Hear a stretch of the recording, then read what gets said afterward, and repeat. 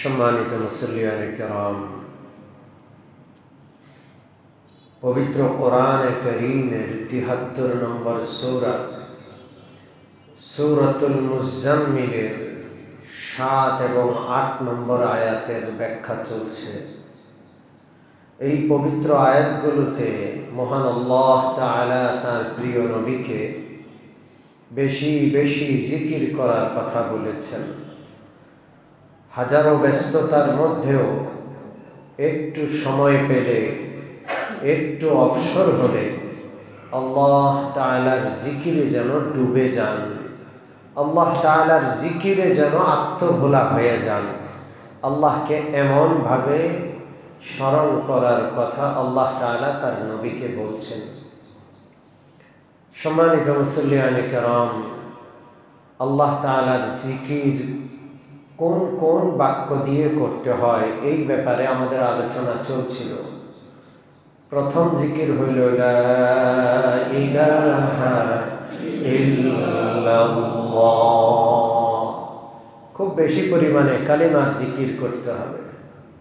২ নম্বর জিকির কালিমায়ে সুওয়াব, সুবহানাল্লাহ, আলহামদুলিল্লাহ, লা ইলাহা ইল্লাল্লাহ, আল্লাহু আকবার। ৩ নম্বর জিকির পবিত্র কোরআনে কারীমের তিলাওয়াত। এটা আফজলুজ জিকির, উত্তম জিকির।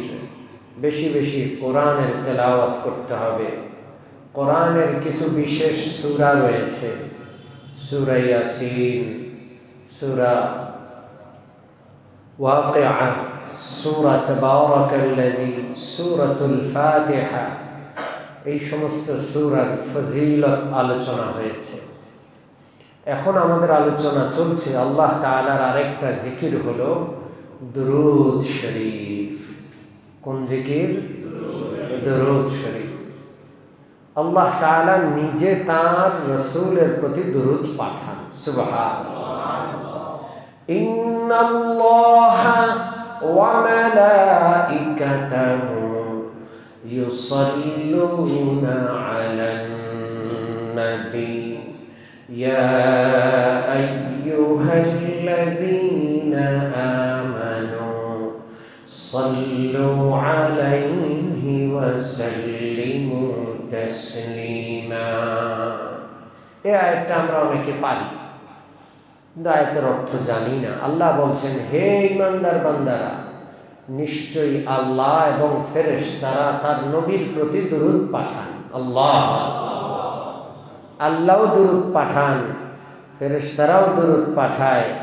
অতএব ইয়া আইয়ুহাল্লাযীনা আমানু, হে ঈমানদার বান্দারা, সাল্লু আলাইহি, আমার নবীর উপর তোমরা দুরূদ পড়ো, ওয়া সাল্লিমু তাসলিমা, আমার নবীকে সালাম পাঠাও। কি পড়ো? সালাম। আসসালামু আলাইকা ইয়া রাসূলুল্লাহ। নবীর উপর সালাত ও সালাম, এটাই হলো দুরূদ। আমি গত সপ্তাহে আলোচনা করেছিলাম, একবার দুরূদ পড়লে কয়টা রহমত? জোরে বলেন, কয়টা? 10টা রহমত। আল্লাহু আকবার। একবার দুরূদ পড়লে 10টা গুনাহ মাফ।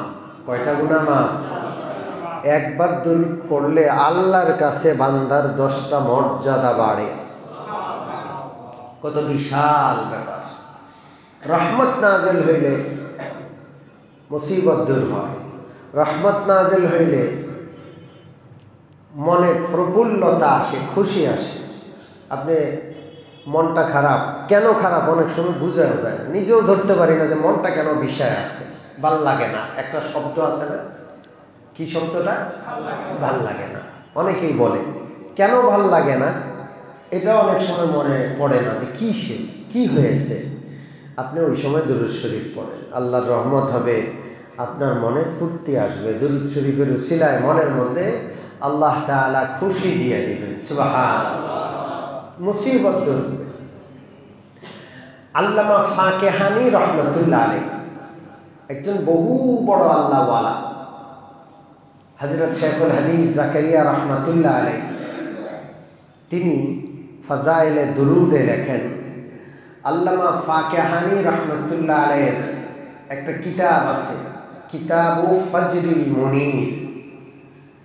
ওই কিতাবে তিনি লেখেন, একবার হজের সফরে একটা জাহাজ যাচ্ছে, হাজী সাহেবরা সেই জাহাজে আছেন, আল্লাহওয়ালারা আছেন, এহরাম পরা লাব্বাইক বলনেওয়ালা আল্লাহর মেহমানরা।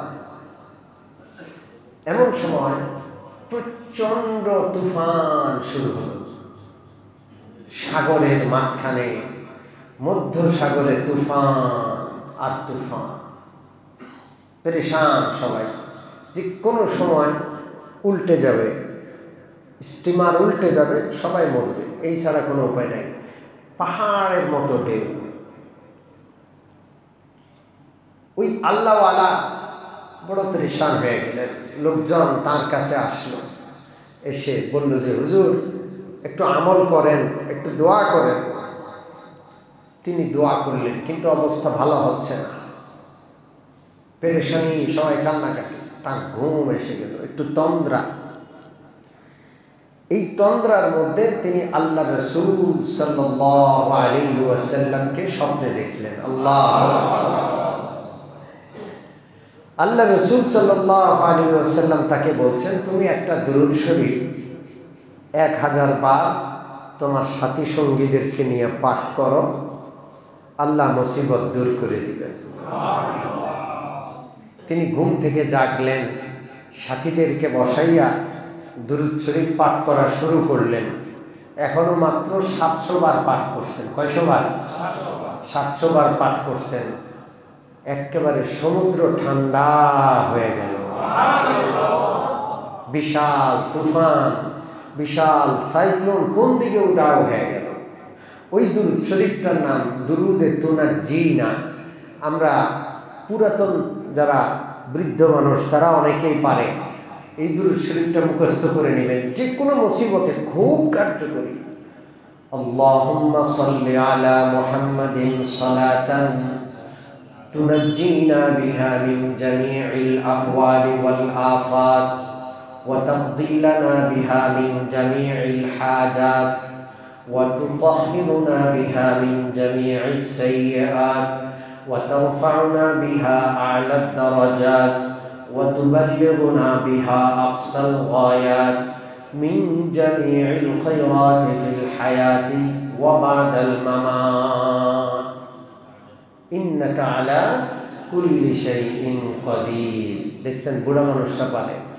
একটা সময় ঘরে কোনো বিপদ আপদ মুসিবত দেখলেই সবাই ঘরের ভিতরে বসে যেত, দুরূদ শরীফ পড়তো, ইস্তেগফার করতো, শেফার আয়াতগুলো পড়তো। মনে আছে আপনাদের? কোথায় চলে গেল সেই পরিবেশ?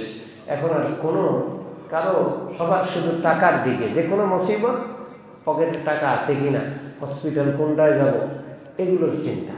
আল্লাহর কাছে দোয়া করে আল্লাহর কাছ থেকে মুসিবত দূর করার ব্যবস্থা করব, এই চিন্তাই সমাজ থেকে, এই চিন্তাই মুসলমানদের থেকে চলে গেছে। ঠিক কি ঠিক না? এই দুরূদটা মুখস্থ করার চেষ্টা করব ইনশাআল্লাহ। যারা তালেব ইলম আছেন, উলামারা আছেন, এই দুরূদটা পরীক্ষিত একটা দুরূদ। এটাকে সংক্ষেপে দুরুদে তুনাজ্জিনা বলে। কি বলে? দুরুদে তুনাজ্জিনা। রাসূলুল্লাহ সাল্লাল্লাহু আলাইহি ওয়াসাল্লামের নির্দেশনায় স্বপ্নে পেলেন এই আল্লাহওয়ালা, তিনি 700 বার তার হাজী সাহেব সাথীদেরকে নিয়ে পড়তেই একেবারে আকাশ সাগর শান্ত হয়ে যায়। আমাদের মুসিবত আছে না নাই? রহমত নাযিল হয়। দুরূদ শরীফ পড়লে কি নাযিল হয়? রহমত নাযিল হয়। এক মহিলা, মেয়ে মারা গেছে, মেয়েটা একটু কথা শুনতো না। ছেলে মেয়ে অনেক সময় এমন হয়, কথা শুনে না, আছে না নাই? কথা শুনতো না, ঠিক মতো আমল করতো না, মরে গেছে। মা খুব পেরেশান। সেই যুগের আল্লাহর ওলি হাসান বসরি রাহমাতুল্লাহ আলাইহির কাছে কাঁদতে কাঁদতে গেলেন যে আমার মেয়েটা মরে গেছে, সবাই তো মরবে, মরার জন্য আমার কোনো পেরেশানি তেমন নাই, কিন্তু আমার আফসোস হলো সে তো আমল করতো না, সে কি অবস্থায় আছে? সে তো বদকার ছিল, ভালো ছিল না। হযরত হাসান বসরি রাহমাতুল্লাহ আলাইহি ওই মাকে বললেন যে আপনি ঈশান নামাজের পর অজু অবস্থায় 2-4 রাকাত নামাজ পড়ে দুরূদ শরীফ পড়ে আপনি ঘুমাবেন। ওই ভদ্র মহিলা ঈশান নামাজের পর 2-4 রাকাত নফল নামাজ পড়ে দুরূদ শরীফ পড়ে ঘুমায় গেছে। স্বপ্নে তার মেয়ের সাথে দেখা, মেয়ে অনেক কষ্টে আছে, অনেক কি আছে, কষ্টে আছে, আযাব ভোগ করতেছে, আমল করতো না, বদকার ছিল, বদ আমল করেছে। মহিলা ঘুম থেকে জাগ্রত হইয়া খুব কান্নাকাটি করছে, হাসান বসরির কাছে বলছে। হাসান বসরি বলে যে তুমি দুরূদ শরীফ পড়ে তোমার মেয়ের জন্য দোয়া করতেই থাকো। কয়েক রাত যাওয়ার পর হযরত হাসান বসরি রাহমাতুল্লাহ আলাইহি স্বপ্নে দেখলেন জান্নাতে একটা মহিলা অনেক সুন্দরী জান্নাতের বালাখানার মধ্যে বসে আছে।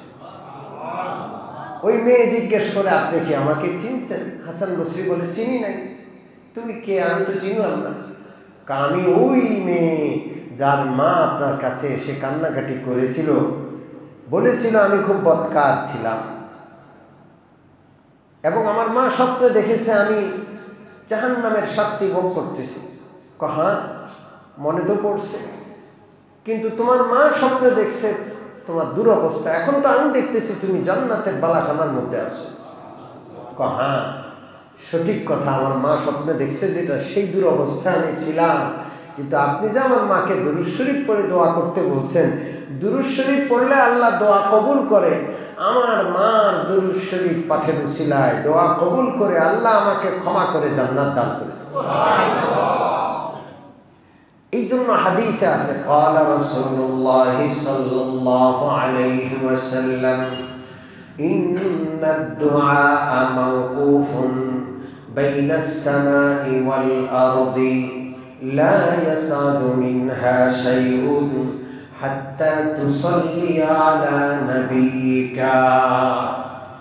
বিশ্বনবী বলেন বান্দার দোয়া আসমান আর জমিনের মধ্যে লটকানো থাকে, দোয়া লটকে থাকে, আকাশে যায় না, আল্লাহর কাছে কবুল হয় না। বান্দা দোয়া করার পরে আসমান আর জমিনের মাঝে দোয়াটা ঝুলন্ত থাকে। কতক্ষণ? হাত্তা তুসাল্লি আলা নাবিয়িকা, তুমি তোমার নবীর প্রতি দুরূদ পড়ো, বাধা দূর হইয়া ওই দুরূদ তোমার দোয়াটাকে আল্লাহর দরবারে কবুল হওয়ার জায়গায় পৌঁছায় দিবে। এই জন্য আমরা যখন দোয়া করি, দোয়ার শুরুতেও দুরূদ শরীফ পড়ব, দোয়া মুনাজাত যখন শেষ করব শেষ মুহূর্তেও দুরূদ শরীফ পড়ব। শুরু আর শেষে দুরূদ শরীফ পড়লাম মানে দোয়াটাকে ইনটেক করে দিলাম। কি করে দিলাম? জোরে বলেন। দুরূদ শরীফের মাধ্যমে দোয়াটা ইনটেক হইয়া কোনো বাধা ছাড়া, চেক ছাড়া সরাসরি কোথায়? আল্লাহর কাছে। রাজি আছি ইনশাআল্লাহ? যে ব্যক্তি দুরূদ শরীফ পড়ে না তার জন্য রাসূলুল্লাহ বদদোয়া করেছেন। রাসূলুল্লাহর নাম শুনলে সাথে সাথে দুরূদ শরীফ পড়ব সাল্লাল্লাহু আলাইহি ওয়াসাল্লাম। রাজি আছি ইনশাআল্লাহ? নবীজির নাম শুনবো, সাথে সাথেই দুরূদ পাঠ করব সাল্লাল্লাহু আলাইহি ওয়াসাল্লাম। হযরত আলী রাদিয়াল্লাহু আনহুর হাদিস, আল্লাহর রাসূল বলেন আল বাখিলুল্লাযী মান যুকিরতু ইনদাহু ফালাম ইউসাল্লি আলাইয়া। বিশ্বনবী বলেন ওই ব্যক্তি বড় কৃপণ যার সামনে আমার নামটা আলোচনা হলো, উল্লেখ করা হলো, আর ওই ব্যক্তি আমি নবীর দুরূদ পাঠ করল না। ওই লোকটা বড় বখিল, ওই লোকটা বড় কৃপণ। এই জন্য আমার নবীর নাম শুনতেই মহাব্বতের সাথে দিল ভরা ভালোবাসা নিয়ে সাথে সাথে দুরূদ পড়ব সাল্লাল্লাহু আলাইহি ওয়াসাল্লাম। বলেন সাল্লাল্লাহু আলাইহি ওয়াসাল্লাম। রাজি আছি ইনশাআল্লাহ? আল্লাহ রসুলের পবিত্র নাম শুনে যদি কোনো বান্দা দুরূদ না পাঠ করে, আল্লাহ রসুল সাল্লাল্লাহু আলাইহি ওয়াসাল্লামের বদদোয়ার ভাগী হবে। হযরত আবু হুরায়রার হাদিস, একদিন আল্লাহ রসুল বললেন, রাদিমা আনফু রাজুলিন, ওই ব্যক্তি ধ্বংস হোক। সাহাবারা জিজ্ঞেস করলেন, মান ইয়া রাসূলুল্লাহ, মান? ওগো নবীজি, কোন ব্যক্তির কথা আপনি বলছেন? কোন ব্যক্তি ধ্বংস হোক? আল্লাহ রাসূল বলেন, আল্লাযী যুকিরতু ইনদাহু ফালাম ইউসাল্লি আলাইয়া, ওই ব্যক্তি ধ্বংস হোক যার সামনে আমার নাম বলা হলো, আমার পবিত্র নাম শুনে ওই ব্যক্তি দুরূদ শরীফ পাঠ করলো না, সে ধ্বংস হয়ে যায়। রাসূলুল্লাহ ধ্বংসের জন্য বদদোয়া করেছেন। এখন বলেন, ধ্বংস হইতে আর বাকি থাকবে? জোরে বলেন। এই জন্য নবীজির নাম শুনলেই সাথে সাথে কি করব? মহব্বত, ভালোবাসা নিয়ে কি করব? দুরূদ শরীফ পড়ব, সাল্লাল্লাহু আলাইহি ওয়াসাল্লাম। আবার পড়েন, সাল্লাল্লাহু আলাইহি ওয়াসাল্লাম, সাল্লাল্লাহু আলাইহি ওয়াসাল্লাম। আরো দুইজন ব্যক্তির কথা রাসূলুল্লাহ বদদোয়া করেছেন।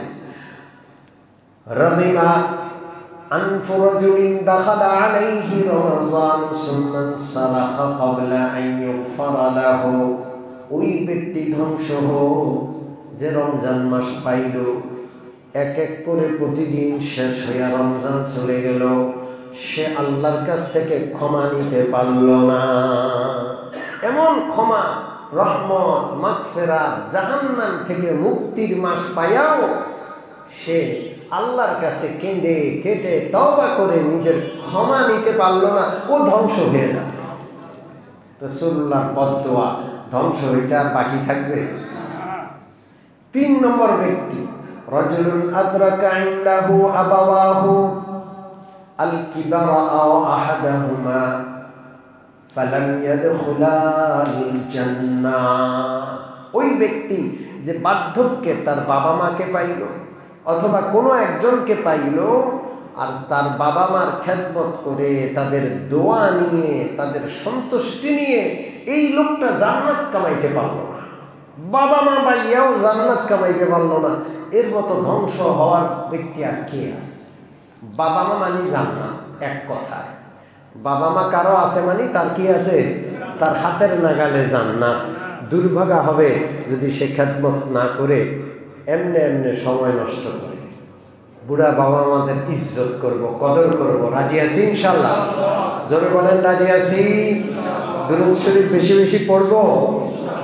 সম্মানিত মুসল্লিয়ানে কেরাম, আমি রোজা রেখেছিলাম, আবার একটু দৌড়াদৌড়িও করছি। আজকে এই পর্যন্তই। কিছু খাস দুরূদ শরীফ আগামী সপ্তাহে বলার চেষ্টা করব, যেই দুরূদ শরীফগুলোর অনেক বেশি ফজিলত। ছোট্ট ছোট্ট দুরূদ শরীফ, কিন্তু অনেক বেশি। এমনও দুরূদ শরীফ আছে একবার পড়বেন রাসূলুল্লাহর শাফাআত ওয়াজিব হয়ে যাবে। সুপারিশ লাগবে? জোরে বলেন, আল্লাহ শফিউল মুজনিবিন, গুনাহগারদের সুপারিশকারী আমার নবী। নবীরে আমি মনে রাখবো, দুরূদ শরীফের মাধ্যমে নবী আমাকে মনে রাখবে ইনশাআল্লাহ। বলেন আল্লাহ যেন কবুল করেন। আমিন। ওয়া আখিরু দাওয়ানা আলহামদুলিল্লাহি রাব্বিল আলামিন ওয়া সাল্লাল্লাহু তাআলা আলা খায়রি খালকিহি মুহাম্মাদিন ওয়া আলিহি ওয়া আসহাবিহি আজমাইন।